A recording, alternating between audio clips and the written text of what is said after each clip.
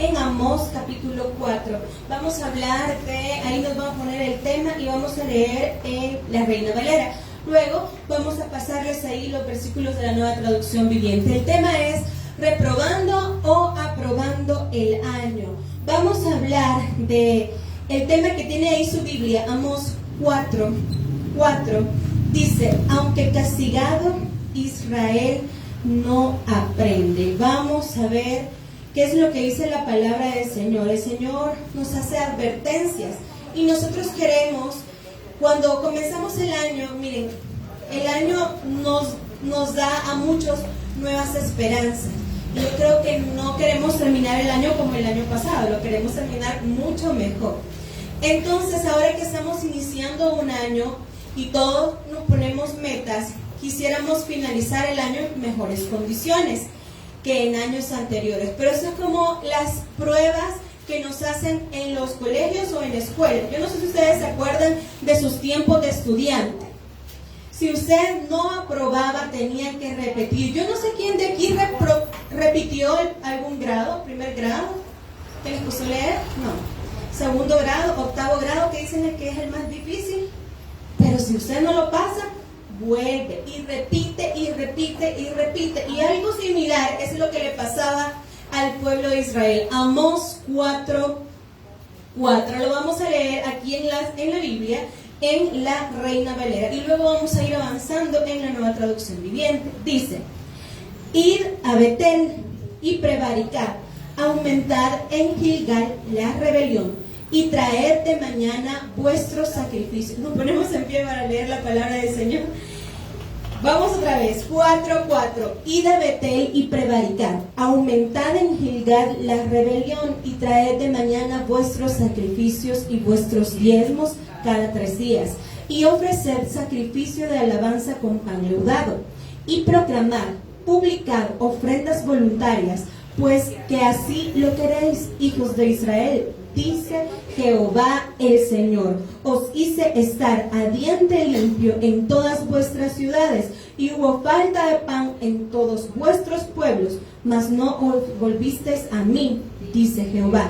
También os detuve la lluvia 3 meses antes de la siega, e hice llover sobre una ciudad y sobre otra ciudad no hice llover. Sobre una parte llovió y la parte sobre la cual no llovió se secó. Y venían 2 o 3 ciudades a una ciudad para beber agua y no se saciaban. Con todo, no os volvisteis a mí, dice Jehová.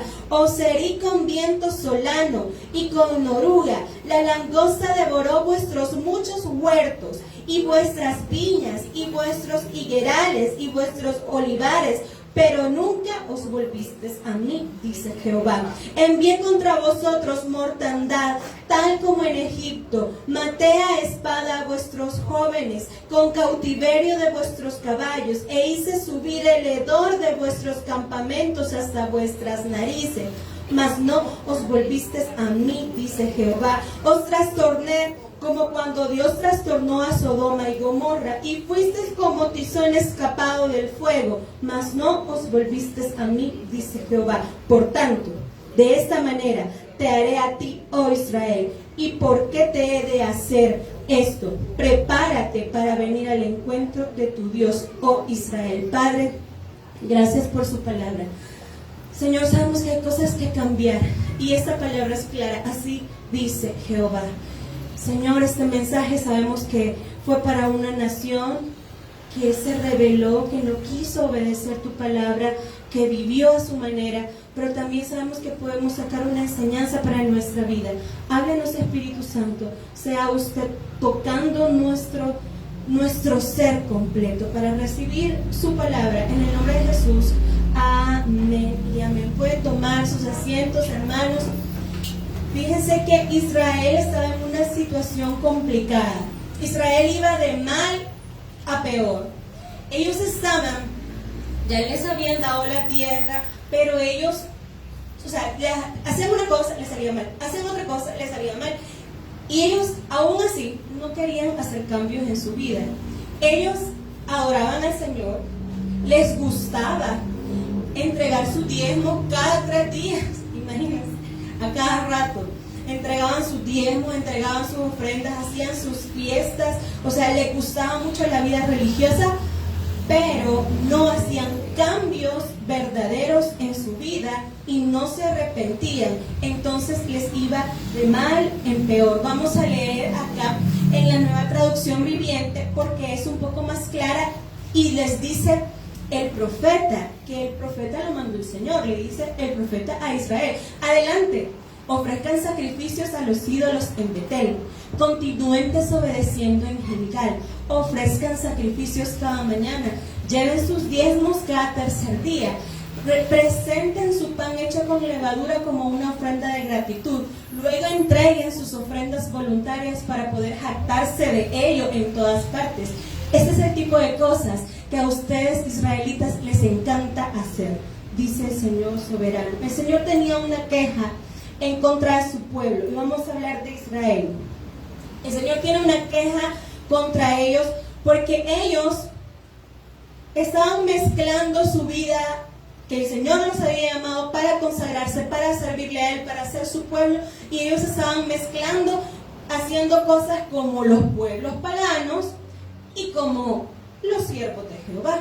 Entonces ellos estaban mezclándose y les gustaba mucho hacer las fiestas a Jehová, pero ellos no cambiaban en su manera de hacer las cosas. Entonces una de las cosas con las que el Señor les llama la atención es que les empieza a cerrar todas las cosas que a ellos les podían bendecir, hasta llevarlo al punto que aguantaban hambre, aguantaban sed, todo se les arruinaba, y aún así ellos no querían, pero decían: vamos al culto el domingo. Y querían, y querían, y querían, pero el Señor decía: es que no es que estés en la casa, es que cambies tu vida, porque la gente podía estar, hacía sus fiestas, diezmaba más de lo que diezmamos nosotros diezmamos a los 15, al mes, a la semana, y ellos cada 3 días, o sea, que ellos querían y querían apantallar al Señor, pero el Señor se los fue consumiendo, de ser una nación próspera a ser una nación con escasez. Entonces vamos a ir viendo acá, cada versículo tiene una enseñanza. Del versículo 4 al versículo 5, que son los que acabamos de leer, el Señor les habla acerca de las injusticias que ellos hacen. Les está diciendo: miren, ustedes se presentan como justos, les gusta una vida religiosa, pero son desobedientes. Ustedes quieren vivir a su manera, no quieren hacer cambios, y aquí tenemos un problema, porque nosotros a veces queremos estar siempre en la iglesia y queremos venir y queremos servir, y eso está muy bien, el Señor nos pide que lo hagamos, pero para ver cambios en nuestra vida hay que hacer cambios nosotros. A veces nos gusta vivir como nosotros consideramos, y la Biblia es clara en lo que quiere de parte de nosotros. A veces estamos en la iglesia y podríamos llevar un uniforme y podríamos cantar aquí al frente y podríamos orar aquí al frente y predicar, pero si no hacemos cambios o vivimos a nuestra manera, de nada nos sirve. Entonces va a haber una etapa en nuestra vida en la que nosotros vamos a decir: Señor, ¿por qué tanta escasez? Señor, ¿por qué no pasa esto? Señor, ¿por qué voy de mal a peor? Porque no estamos viviendo como el Señor quiere que vivamos, estamos viviendo a nuestra manera. Y nosotros decimos: pero es que yo considero que la manera de vivir debe de ser así. Sí, pero eso es desobediencia. Si no está basada en lo que dice la palabra, es desobediencia en contra del Señor. La vida religiosa activa a veces lo que hace es como sedarnos para que nosotros nos sintamos bien.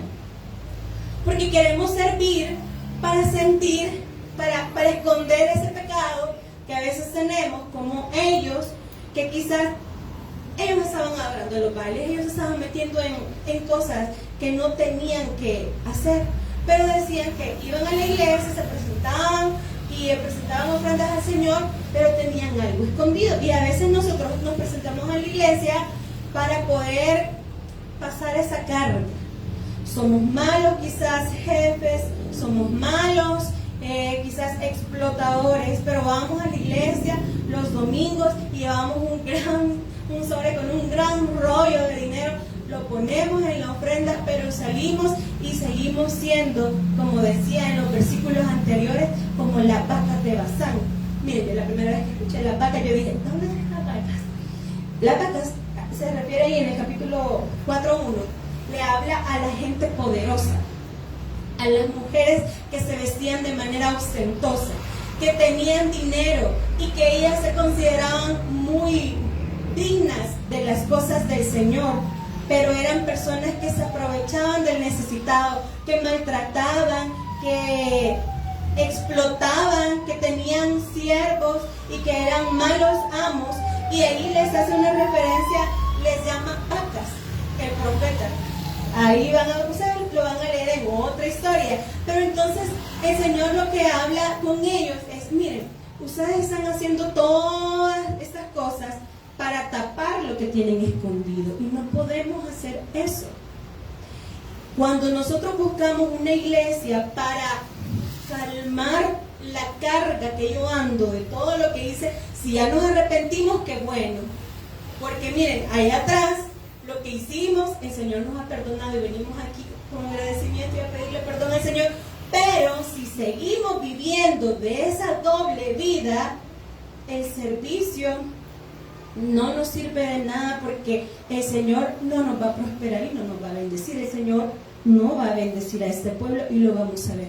En el versículo número 6 dice: hice que pasaran hambre en cada ciudad y que hubiera hambruna en cada pueblo, pero aún así ustedes no se volvieron a mí. Del versículo 6 al versículo 12 vamos a ver advertencias que el Señor les hace antes de un juicio fuerte.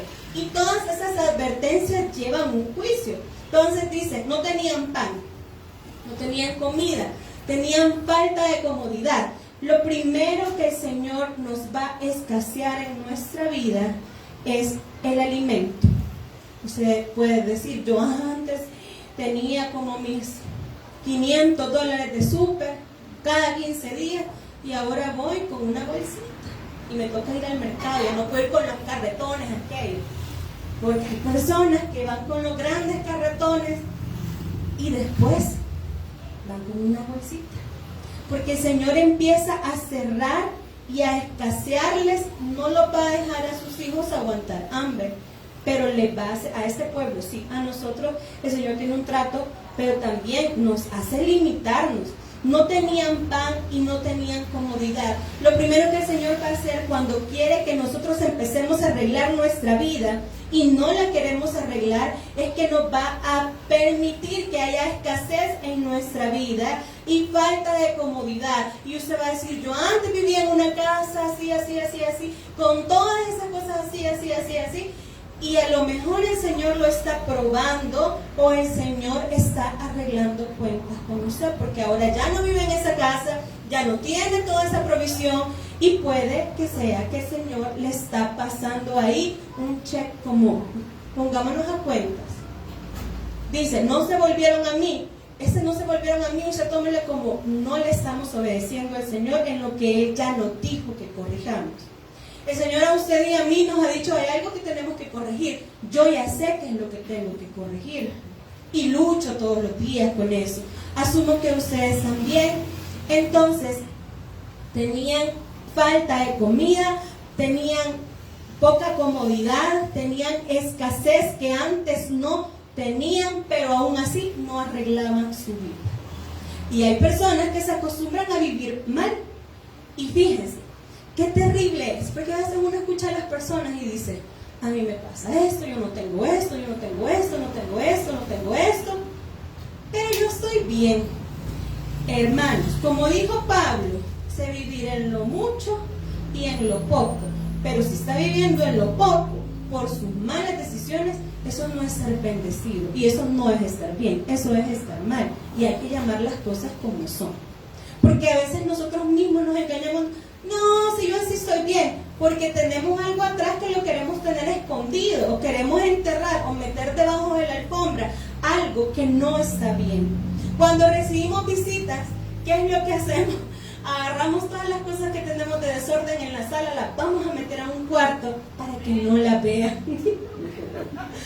Y cuando de repente se me quedó el teléfono en el cuarto y usted abre la puerta, sale todo y se cae. Y qué pena, y usted, ay no, qué pena, tapando la puerta. Así pasa con el pecado. Nosotros limpiamos así una media, lo escondemos todo, nos ponemos detrás de la puerta, pero el Señor está tocando. Mira, yo quiero entrar ahí. Quiero entrar ahí, ábreme la puerta. Es que yo hay algo que te estoy pidiendo.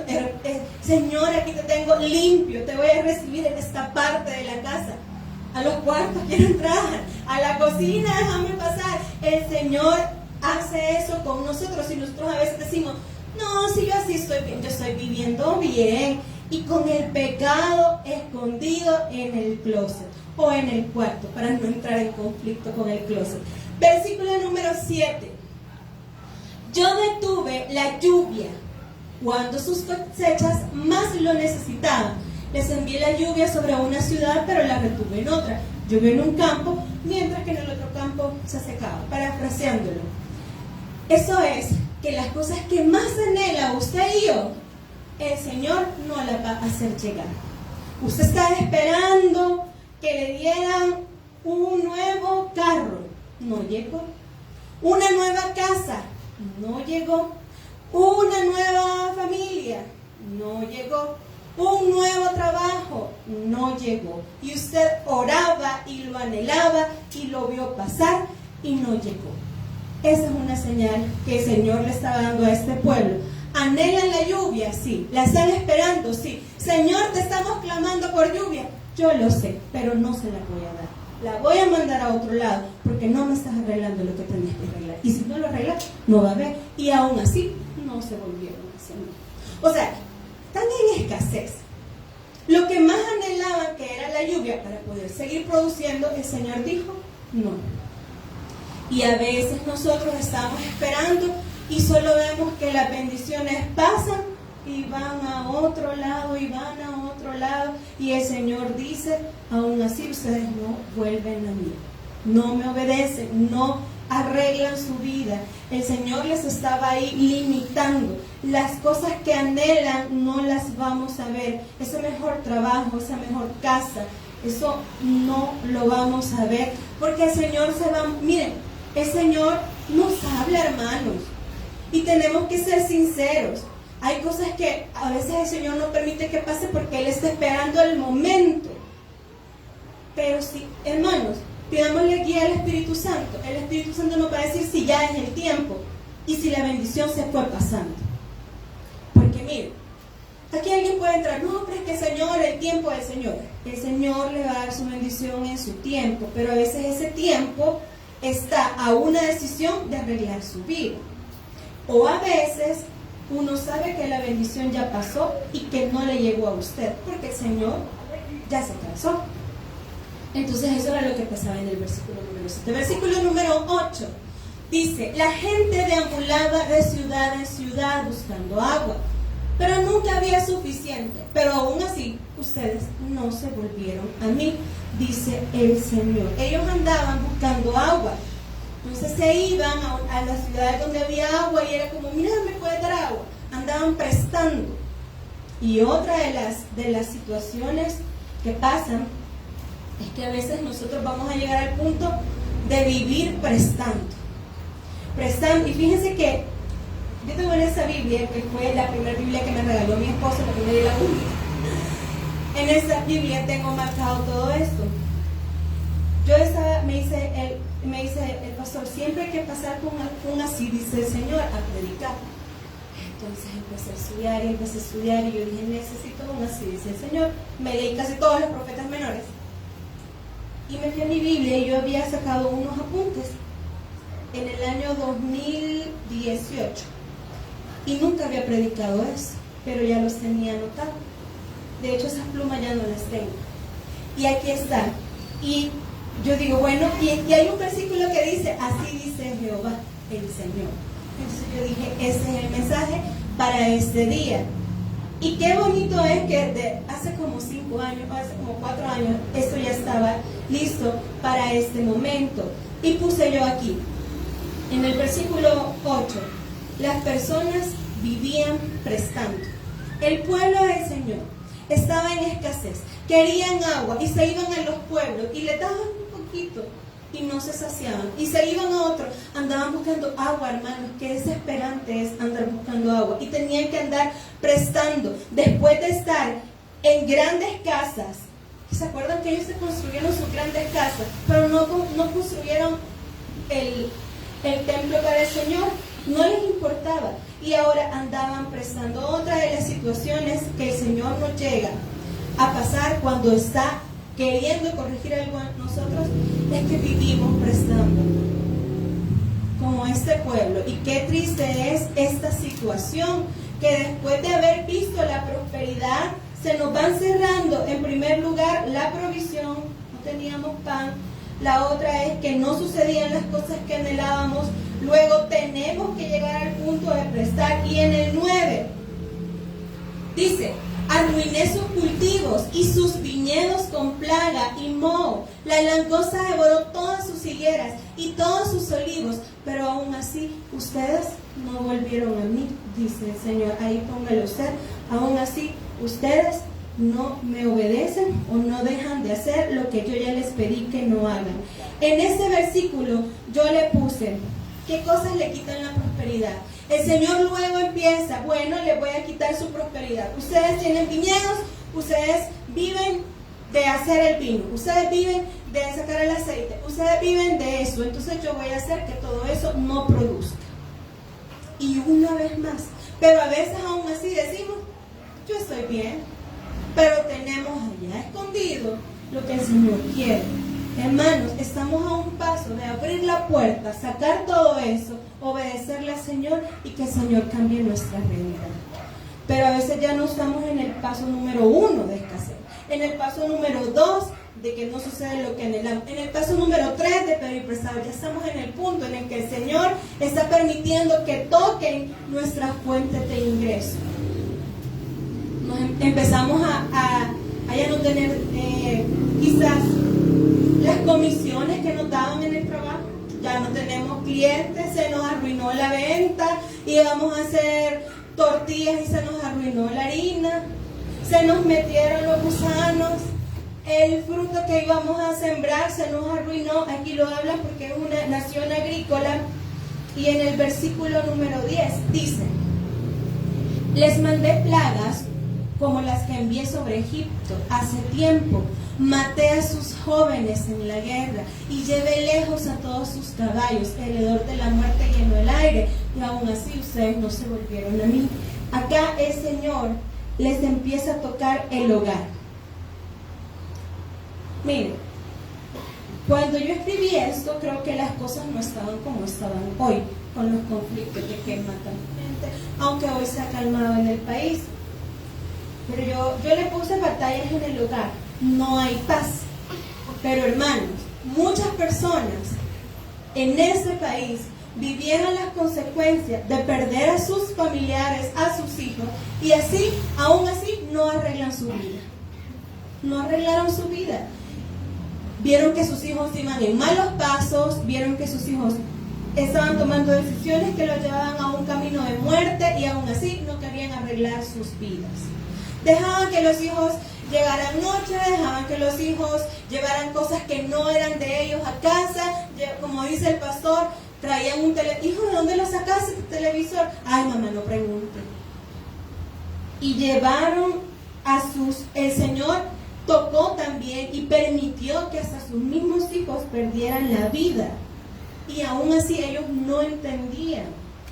Algunos de nuestros familiares están quizás a punto de tomar una decisión que va a hacer que pierdan su vida y nosotros todavía no entendemos que tenemos que arreglar nuestra vida. Estamos dejándolos que se vayan en un camino donde no se deben ir y aún así nosotros creemos que estamos bien con Dios.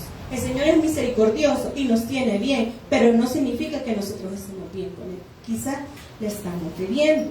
Entonces en este versículo que está tocando a la familia, nosotros podríamos aplicarlo también, que no hay paz en nuestra casa y que hay batallas en el hogar. Hermano, qué feo es vivir peleando, vivir en un infierno. ¿Y qué dicen los hijos? Yo ya no quiero, ni quieren llegar los hijos a su casa en la noche. Pero llegan tarde porque no quieren estar con ustedes. Cuando están chiquitos, nos toca aguantar, pero cuando uno ya tiene poder de decisión, dice: yo a esa casa no quiero llegar, ni quiero ir. Es más, si puedo conseguir trabajo, me voy rápido, porque ya no se puede vivir en esa casa. Pero aún así no nos damos cuenta que problema tras problema, la gente nos trata mal, los hijos ya no aguantan a los padres, los familiares ya no aguantan, estamos viviendo en todo eso y aún así no queremos arreglar nuestra vida y andamos por la vida como que somos el de la caricatura de Timón y Pumba, sin complicarse. Hay gente que usted la ve bien relajada, pero su casa está hecha a pedazos. Irresponsables. Porque tienen algo que corregir, porque los hombres son la cabeza, o porque si solo son mujeres, ellas tienen que tomar la decisión, pero prefieren evadir la responsabilidad que enfrentarse con el Señor. Pero el Señor más adelante dice: yo ya les advertí, pero ahora, como ustedes no me buscaron, yo voy a ir al encuentro de ustedes. Y eso es de tener temor y respeto, porque el Señor no está jugando y nos ha dado, como decía el pastor general, una cuerda, y ahí bajamos y vamos y vamos caminando, pero va a haber un momento en que el Señor dice: te estoy dando cuerda para que vayas a arreglar todas esas cosas ahí.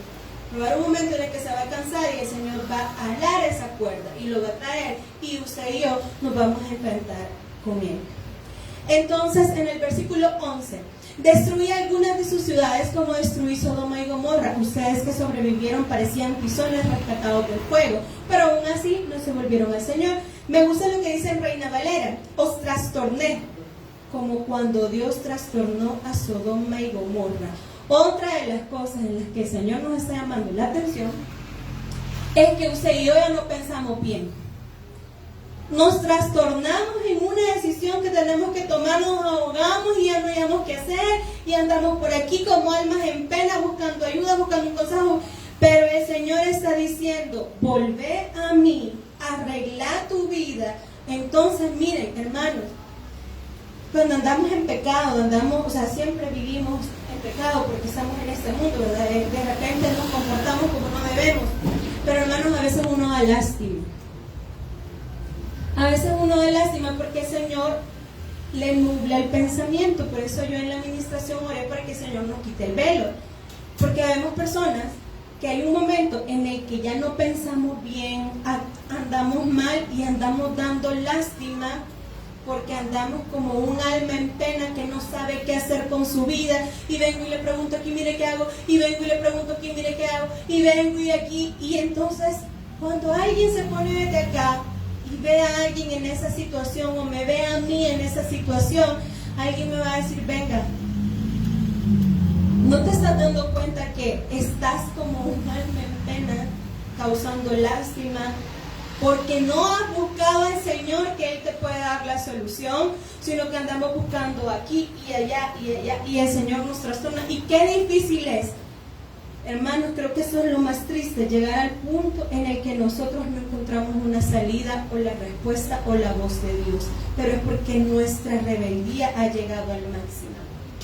Cuando nosotros, miren, yo no sé si a ustedes les ha pasado, han tenido su momento en el que, ya siendo cristianos, se han enojado con Dios por algo y se resintieron. O sea, aceptemos, a veces pasa, algunos no, qué bueno, pero se resienten con el Señor. Entonces uno empieza a querer hacer las cosas a su manera y siempre siente un gran vacío. Y cuando uno reacciona, uno dice: ¿cómo caí en esa situación tan denigrante?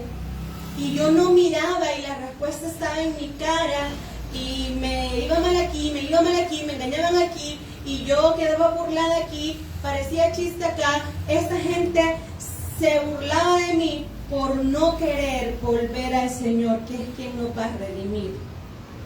Pero aún así, dice la palabra,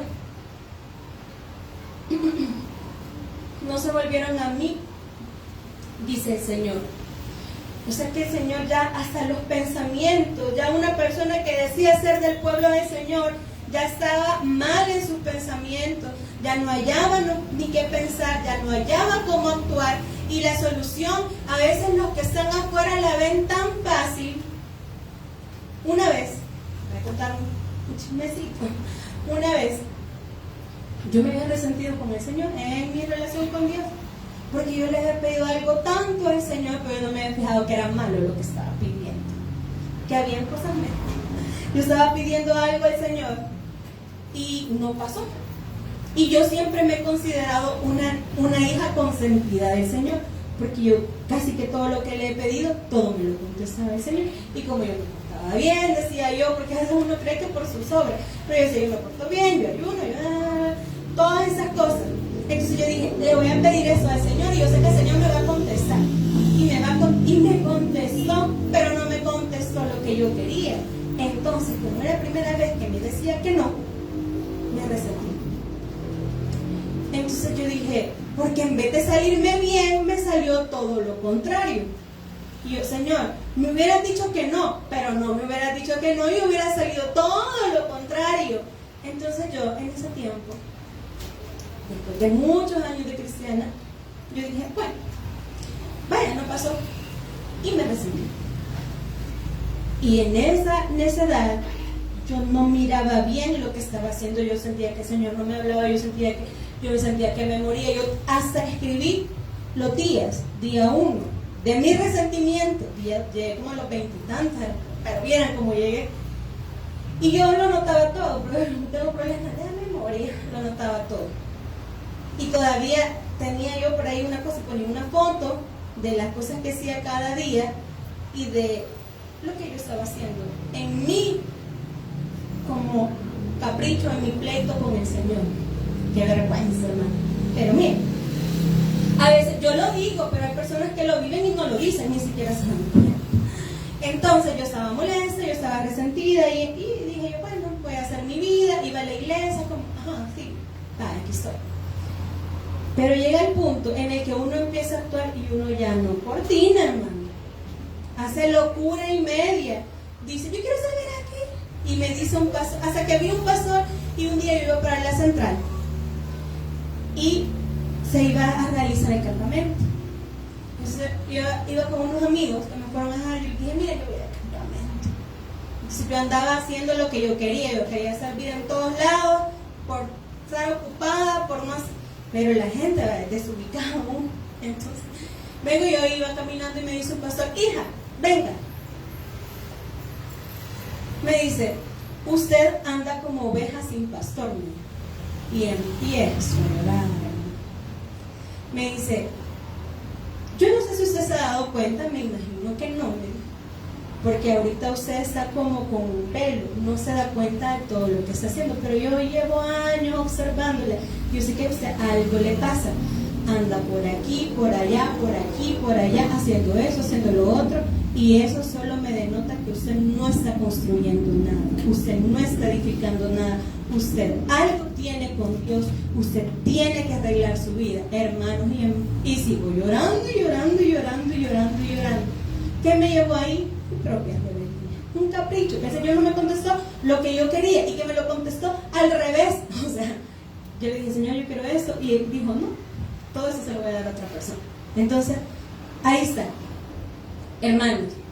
Nosotros a veces no nos damos cuenta de cómo andamos dando pena o cómo andamos dando vía, pero hay alguien que puede estar por ahí que usted puede decir, si en mí nadie se fija, hay alguien que lo está viendo y sabe que ahorita usted y yo andamos con un velo, trastornados nuestros pensamientos, no vemos, tenemos la solución enfrente, pero el mismo Señor, porque el Señor es justo, no nos va a dejar hacer berrinche, el Señor nos va a aclarar el camino, pero hasta que nosotros decimos, Señor, aquí estoy. Señor, aquí estoy, corríjame. Señor, aquí estoy, dígame qué es lo que tengo que hacer. Pero hermanos, qué terrible es que cuando uno anda mal con el Señor, el que menos se da cuenta es uno. Pero la gente lo nota. Y le van a decir, alguien va a llegar y le va a decir, mira, ¿y por qué no haces eso? ¿Por qué no arreglas tu vida? Mira, solo eso tenés que hacer. Y que si estamos más ciegos y no queremos escuchar esa voz, todavía viene algo más adelante, versículo 12. Por lo tanto, dice el Señor, yo traeré sobre ustedes los desastres que he anunciado, pueblo de Israel. prepárate para encontrarte con tu Dios en el juicio.